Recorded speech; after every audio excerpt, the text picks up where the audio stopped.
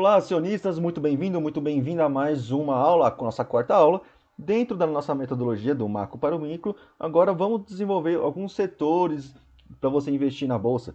Logicamente, não vamos exaurir todos os setores, porque senão ficaria uma aula muito comprida, muito longa, muito complexa, e não é o objetivo desse curso. Aqui é algo mais pontual, bem objetivo e prático.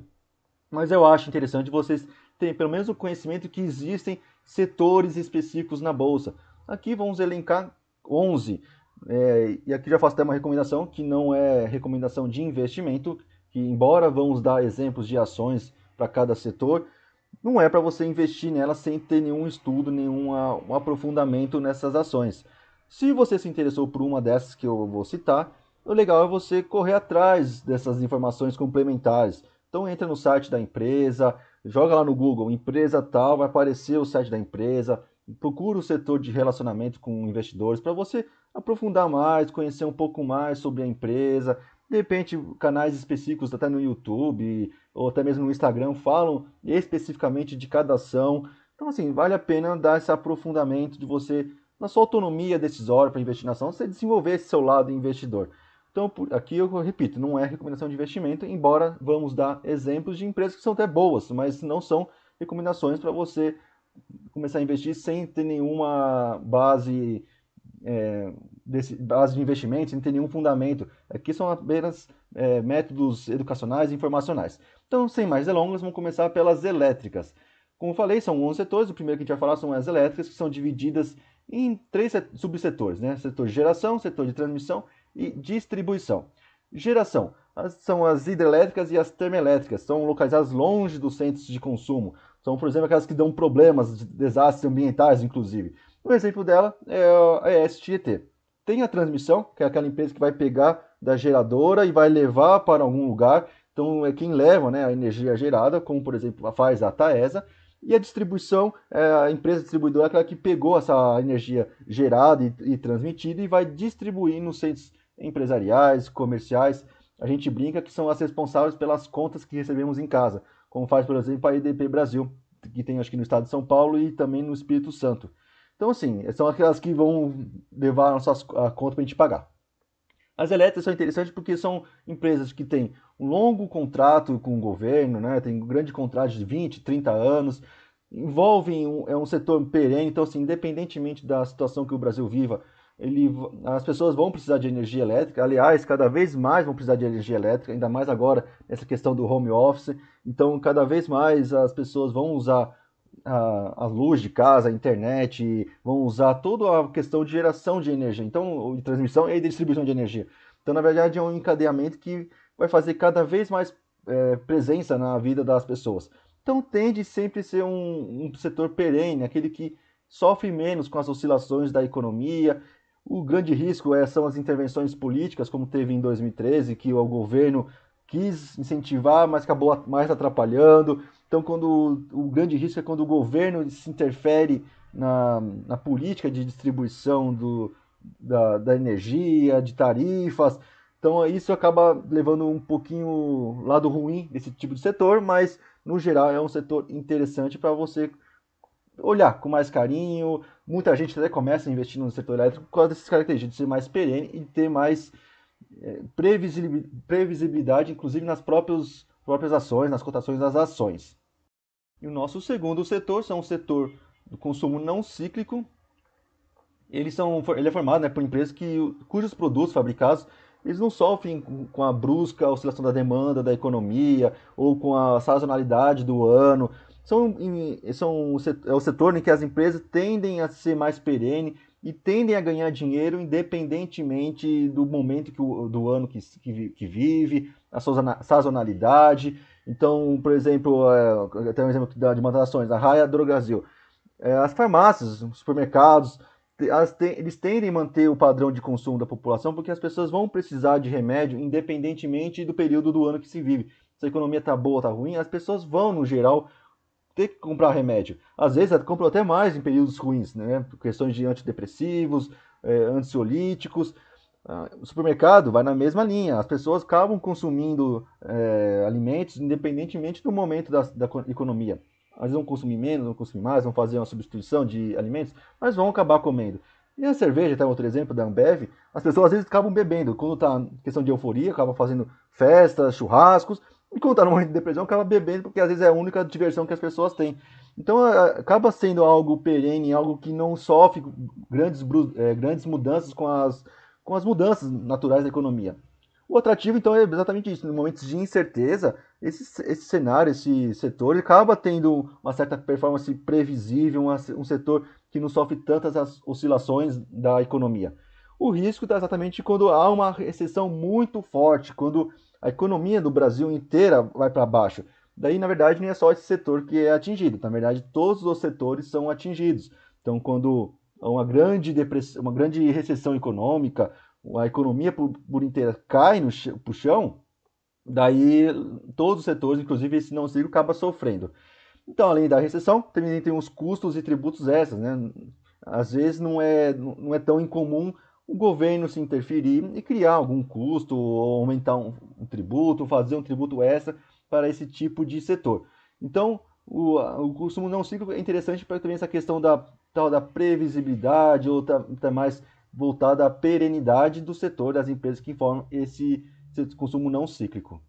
O terceiro setor, o setor de concessões rodoviárias, eles têm uma vantagem que as concessões, assim como as energias elétricas, né, o setor elétrico, ele tem a tendência de ter contratos muito longos, né, tal da durabilidade do contrato por 10, 15, 20 anos. Então acaba sendo uma característica interessante. Além disso, outra característica é a cobrança, a principal fonte de receita é o pedágio, que acaba sendo protegido pela inflação. Além de ser essa durabilidade do contrato, os contratos de concessões eles possuem a cláusula de equilíbrio financeiro. Quando há um desequilíbrio no contrato, o governo, o concedente, precisa também reequilibrar esse contrato. E uma das formas também de reequilibrar é protegendo o pedágio para acompanhar a inflação. Então acaba aumentando-se a cobrança do pedágio para proteger da inflação e causar esse reequilíbrio para as empresas concessionárias. É atrativo no cenário de inflação alta, porque, como eu falei, acaba se protegendo da inflação. Ele tira proveito da economia forte ou fraca, porque quando a economia está forte, as pessoas acabam tendo até mais dinheiro e acabam viajando mais e assim vão usufruindo, né, das estradas e vão pagando o pedágio. Não sei nem se usufruir talvez seria o termo certo, mas enfim, acaba usando as estradas e acaba pagando o pedágio. Quando está fraca, curiosamente, as pessoas acabam também viajando. Às vezes não faz uma viagem muito longa para o exterior ou para outro estado, mas acaba fazendo uma viagem às vezes mais curtinha, perto do interior da sua cidade, acaba fazendo uma viagem bate e volta. Então, às vezes acaba também usando o pedágio e acaba gerando uns frutos para as concessões. Sem contar que elas têm também, muitas vezes, a tal do reequilíbrio financeiro do contrato, que também permite continuar suas operações mesmo na economia fraca. Os riscos. Risco político, ou seja, alguma até questão de fraude, questão de interferência no contrato por parte do órgão concedente, do poder concedente, então acaba tendo essa gerência, né, ou ingerência do poder público, que às vezes não é tão raro acontecer. Altas do juro, quando o juro fica muito alto e acaba endividando, aumentando a dívida das concessionárias, que às vezes acabam pegando empréstimos, financiamentos para poder reinvestir nas estradas e acaba tendo que pagar esse empréstimo com base na taxa de juros do mercado. Se as taxas de juros estão altas, ele vai ter que pagar os juros mais altos nesse empréstimo. E exemplos de concessões rodoviárias, a CCR, a Eco Rodovias, que você talvez já deva ter visto ao fazer alguma viagem aí pelas estradas. Somente quem mora aqui em São Paulo é mais frequente encontrar estradas sob a concessão da CCR, Eco Rodovias. Nosso quarto setor, setor financeiro, onde aqui basicamente vocês vão encontrar os bancos. Ele é atrativo em momentos de expansão do crédito, então quando o crédito está mais barato, as pessoas tomam mais crédito e assim o banco acaba ganhando mais ao emprestar dinheiro, ele cobra uma taxa ao emprestar um dinheiro. Para quem já pediu dinheiro emprestado no banco sabe como isso funciona. Riscos são os riscos políticos, basicamente são as criações de novos tributos que vêm a interferir nos negócios do banco, no dia a dia da rede bancária. Quando uma retração do crédito, ou seja, as pessoas acabam tendo menos chance de conseguir pedir dinheiro emprestado porque a economia não está andando bem, então não acaba explorando essa linha de crédito que é talvez a mais forte da rede bancária. E quando tem principalmente a inadimplência, ou seja, as pessoas pegam dinheiro emprestado e não pagam. E aí acaba trazendo prejuízo para o banco. Exemplos de bancos nesse setor são né? O Banco Itaú, o Bradesco, o Banco do Brasil, o Santander. Na verdade, é um setor que muita gente começa, assim como no setor elétrico, muita gente começa também a investir em ações no setor financeiro, porque os bancos, independentemente do momento em que o Brasil vive, eles acabam sempre batendo recordes de lucro, de bilhões de reais. Então, acaba sendo empresas seguras até certo ponto de serem investidas, porque tem um poder econômico e até político muito forte a ponto de que dificilmente você vai ver o Itaú, o Bradesco, o Banco do Brasil, o Santander quebrando, né? Ou perdendo receita de forma consideravelmente alta de um dia para outro. Sem contar que no Brasil temos a grande concentração bancária, né? Então, acaba sendo favorável até um investimento nesse setor financeiro, em razão dessas características da rede bancária aqui no Brasil. O quinto setor de petróleo e gás, ele é atrativo quando há um forte indício de expansão da economia. É só imaginar que muitas empresas ainda dependem do petróleo e do gás para produzir seus produtos. Então, quando a economia está crescendo, essas empresas também vão crescer na sua produção, então elas vão precisar de petróleo para poder gerar energia, gerar um insumo para poder desenvolver os seus produtos. Então, quando você vê lá que o PIB do Brasil, a tendência é crescer, que projeções de expansão da economia do Brasil, talvez pensar no petróleo e gás sejam interessantes para aquele período, porque haverá um consumo maior do petróleo e do gás. Também é atrativo quando há uma expectativa de alta nos preços do barril do petróleo. Ou seja, a própria empresa que produz o petróleo ou faz o refinamento vai acabar vendendo o barril a um preço muito mais caro, então vai ganhar mais dinheiro.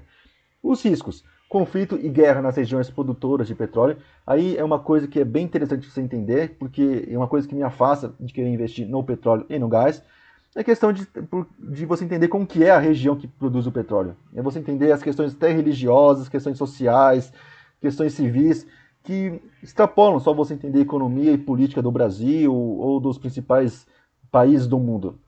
Então, é uma coisa, na verdade, você tem que estudar o mundo inteiro, né? Porque eu acho que o mundo inteiro acaba usando o petróleo ainda. Então, e você tem que ter a ideia de que cada vez mais fontes de energias renováveis, fontes de energias mais ecológicas estão surgindo, estão começando a despertar o interesse dos investidores, das empresas. Então, será que o petróleo vai ser também algo viável daqui a 10, 15, 20 anos? Até porque sabemos que o petróleo um dia vai acabar também. Então, acaba sendo um risco que você precisa levar em consideração. Além disso, né, questões políticas, como até mesmo greves pontuais na empresa ou do setor no modo geral, questões até de corrupção e fraude, como vimos recentemente. E um exemplo clássico de empresa desse setor é a empresa Petrobras, né? Até já usamos exemplos em aulas anteriores. Então, a Petrobras, que ela tem tanto ações ordinárias e ações preferenciais sendo negociadas na Bolsa de Valores aqui do Brasil. Nosso sexto setor educacional, ele é atrativo quando há melhores condições de renda e confiança da população. Quando as pessoas têm um poder aquisitivo maior, melhorou a sua renda, né, tem mais dinheiro, as pessoas vão se educar, vão buscar se educar e participar do ensino formal, buscar uma especialização, pagar faculdade para o filho. Quando há uma expansão do crédito, ou há uma linha de crédito mais específica para o setor educacional, que é um crédito mais barato, as pessoas também vão buscar no setor educacional, vão buscar investir em educação. E a contrapartida, os riscos são o quê? Os riscos políticos, que basicamente são os fins dos estímulos. Ou seja, ou é extinto esse crédito específico, ou é encarecido o crédito, as pessoas não têm dinheiro, então elas acabam não indo buscar educação. E acaba até entrando, né, num ciclo de frustrações, porque a pessoa não tem dinheiro, acaba não investindo em educação, ou não investir em educação, acaba não se qualificando como empregador, como empregado, como empreendedor, e aí acaba não conseguindo gerar mais renda e acaba não investindo em educação e forma-se um ciclo de frustrações. Então, por isso que é sempre importante, né, essa questão do investimento, somente no crédito educacional. Quando há também deterioração nas condições macroeconômicas, ou seja, quando a economia brasileira, os fundamentos da economia brasileira caem, desmoronam, na verdade, todo o setor, independentemente se é educação, energia elétrica, transporte, logística, a gente vai ver no próximo item, acabam sentindo isso. Então, quando os fundamentos da economia caem e a população acaba ficando com menos dinheiro, com menos confiança até nas questões econômicas, acaba também não havendo esse investimento no setor educacional. Exemplos de empresas no setor educacional: Croton, Estácio, Anima e C Educacional são alguns exemplos de empresas que você encontra no setor educacional na Bolsa de Valores. Nosso sétimo setor de transporte e logística, como já tinha até adiantado no item anterior, tem como característica grande diversidade, ou seja, você pode investir dentro do transporte e logística em setor aéreo, no subsetor aéreo, rodoviário, hidroviário, ferroviário, ou seja, você consegue ter uma certa diversificação dentro do próprio setor de transporte e logística. Ele é atrativo quando há forte expansão da economia, como até tinha falado anteriormente, quando as pessoas têm mais renda, tem uma expansão da economia e acaba gerando mais dinheiro para a própria sociedade, as pessoas tendem a viajar mais, as empresas tendem também a usar mais o transporte e logística. Então aí questões aéreas, rodoviárias, hidroviárias, ferroviárias acabam se expandindo por consequência. E quais são os riscos? Risco político, ou seja, vem algum decreto, alguma norma específica para aquele setor que venha tributar mais, venha tirar de repente algum incentivo, venha fazer normas regulamentadoras mais rígidas que acabam dificultando a operacionalidade do próprio setor. Questões macroeconômicas, novamente, fundamentos da economia que vierem abaixo, traz todos os setores junto. Alta no petróleo, principalmente nas AES, lembrando que eu falei que no setor de petróleo e gás, que muitas empresas precisam do petróleo e do gás para produzir sua atividade fim, o transporte, provavelmente, aéreo não é diferente. Ou também nos combustíveis, quando aumenta os combustíveis, o custo operacional para fazer a atividade fim, por exemplo, do transporte aéreo, do rodoviário, funcionar, acaba também sofrendo uns custos a mais. E exemplos é a Gol, no setor mais aéreo, e a Localiza, que é até de aluguel de carros. Nosso oitavo setor de consumo cíclico. Lembra que eu falei que tinha o não cíclico? Agora tem o cíclico, que são empresas que os produtos fabricados sofrem oscilações de demanda em determinado período do ano ou momento da economia. Então, eles são atrativos quando há forte expansão da economia, do crédito, há melhores fundamentos macroeconômicos, ou seja, as pessoas têm mais dinheiro, tendo mais renda, vão ter mais dinheiro para poder gastar esse tipo de consumo. O exemplo clássico, né? Acho que você já comprou, eu já comprei várias roupas nesses lugares, por exemplo. Então, lojas Henning, lojas americanas. Então, são exemplos de lugares que quando a pessoa tem mais dinheiro, consegue sobrar um dinheirinho e acaba gastando em comprando roupas, porque o investimento é algo necessário para nós seres humanos. Não podemos ficar sem roupa, né? Inclusive. E os riscos são o quê? As piores nas condições macroeconômicas, quando há novos concorrentes entrando, então, por exemplo, tem a loja Renner, se vier um novo concorrente, vai abalar o consumo, principalmente quando esse novo concorrente se instala no mercado, até as pessoas decidirem se vão continuar nas lojas Renner, por exemplo, ou se vão para essa nova empresa. Então, isso faz parte do risco. Então, se por um lado ele é atrativo quando as pessoas têm mais dinheiro, compensação, quando as pessoas têm mais dinheiro, corre o risco de ter novos concorrentes, porque eles querem aproveitar que as pessoas têm dinheiro para poder também comprar os seus produtos. Nosso nono setor de siderurgia e mineração, é atrativo quando há forte expansão da economia. Aqui você pode reparar que todos os setores, quando houver forte expansão da economia, eles vão se tornar atrativos. Porque quando a economia se expande, as pessoas acabam tendo mais emprego, mais renda, mais dinheiro. Então, no geral, a economia vai andar. E a economia andando, todos os setores vão evoluir, vão crescer, vão performar. Então, sempre quando você entender, ver notícia, a previsão é que o PIB do Brasil cresça tantos por cento nesse ano, ou estamos numa economia crescente, a tendência é que as empresas se beneficiem disso. Então, isso independentemente do setor. Então, no setor de siderurgia e mineração não seria diferente. Além disso, alta do dólar, ou seja, porque muitas empresas do setor de siderurgia e mineração acabam sendo exportadoras, acabam vendendo seus produtos para o exterior e acabam recebendo em dólar e quando traz para o Brasil converte no real e acaba ganhando, inclusive, essa variação cambial. Os riscos, a própria queda do dólar e quando há entrada de um concorrente estrangeiro, geralmente também estimulado pela expansão da economia brasileira, então vem novos concorrentes que podem se instalar, queda das commodities e o risco político, lembrando que aí podem ter taxações, tributação específica. E aqui eu quero que você entenda que toda vez que a gente falar de algo atrativo desse setor, o risco nada mais é do que o seu contrário. Então, tudo que é o contrário ao atrativo é o risco. Então, como eu falei, quando há forte expansão da economia, torna-se atrativo esse setor. Qual que é o risco? Quando a economia não está expandindo, quando ela está tendo uma retração. Outro exemplo, quando há uma alta do dólar, torna-se atrativo. Quando há uma queda do dólar, é um risco. Então, geralmente, você pode ter visto já nesses 9 exemplos, que quando você fala em risco, você está falando do que é o contrário ao atrativo. Então, você já acaba entendendo mais fácil. Eu sei que isso é atrativo, logo, aquilo e aquilo outro é o risco que é o contrário do atrativo desse setor. Então, como que vai ficando mais fácil de você entender uma análise, principalmente setorial, de cada setor, não é, da Bolsa de Valores. Você vê com que cada empresa tem os seus atrativos e que os seus riscos são os contrários do atrativo. E exemplos da siderurgia e mineração, a Gerdau e a Vale. Nosso penúltimo setor de papel e celulose, são produtoras de papel e celulose, então boa parte da receita também está nas exportações.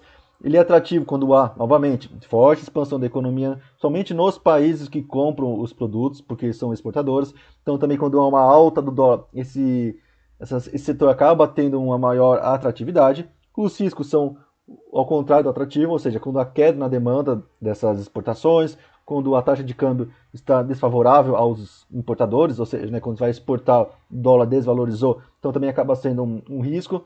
Um exemplo, a Fibria, a Suzano, que são mais exportadores. Tem a Klabin, que é focada mais aqui no mercado brasileiro. Por fim, o nosso 11º setor, o setor imobiliário. Para quem gosta de investir em imóveis, não precisa só ir lá comprar um imóvel físico, né, o prédio.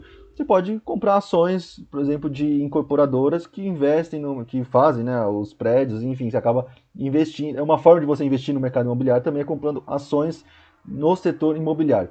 Só que é um dos setores mais voláteis da Bolsa brasileira. Você não tem como dar uma certa previsibilidade se vai performar bem, vai performar mal. Depende de inúmeros fatores que é característico próprio do mercado imobiliário. Para quem já investe no mercado imobiliário, sabe que é um mercado muito específico, que exige muito conhecimento não só das técnicas de venda e compra de imóveis, mas também do relacionamento com pessoas. Então já sabe que naturalmente, se o mercado ele é volátil, ele é bem peculiar, o setor, por consequência, na Bolsa de Valores também vai ser bem peculiar, vai ser bem volátil. Então ele é atrativo quando há uma forte expansão econômica, expansão do crédito e principalmente euforia.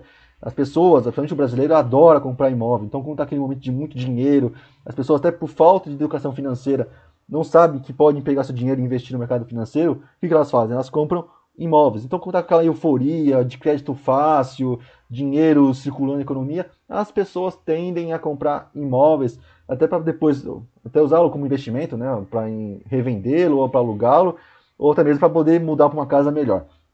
Os riscos são o contrário do atrativo. Quando o crédito tá mais caro ou não tem crédito, quando há uma desaceleração da economia, risco político, aí até eu vou colocar entre parênteses questões de corrupção, fraude que vimos, que muitas situações podem ocorrer nesse campo.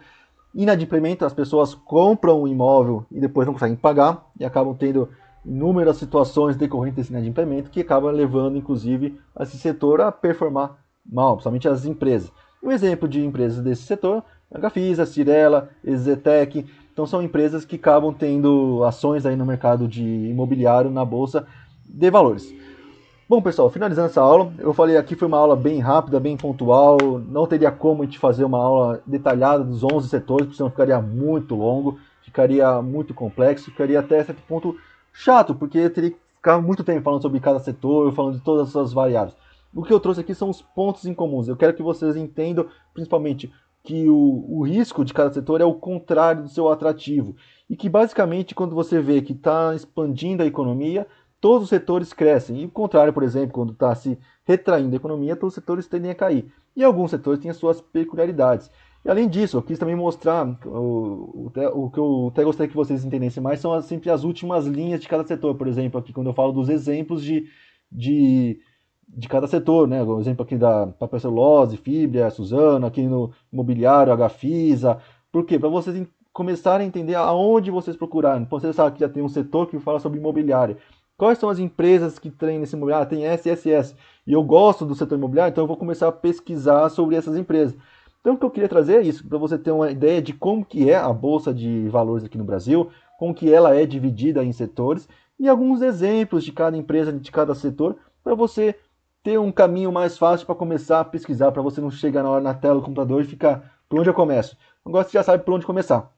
Então, você já sabe que já existem 11 setores e cada setor existem várias empresas. Logicamente, que não são todas as empresas que eu listei, tá? São todas as empresas listadas na bolsa. Só coloquei alguns exemplos. Existem inúmeras empresas dentro da bolsa de valores do Brasil. Cada uma tem seu setor. Então, agora você já pode já ter pelo menos uma base para começar a se aprofundar e até mesmo selecionar as empresas que você vai querer investir por meio da compra de suas ações. Então, eu espero que essa aula tenha sido muito esclarecedora, que possa ter pelo menos te ajudado a entender os setores de algumas empresas e te dar um ponto inicial para você escolher as empresas pelas quais você vai começar a investir. Então, até a próxima aula, sucesso nos seus investimentos e vamos juntos, hein? Vamos para cima!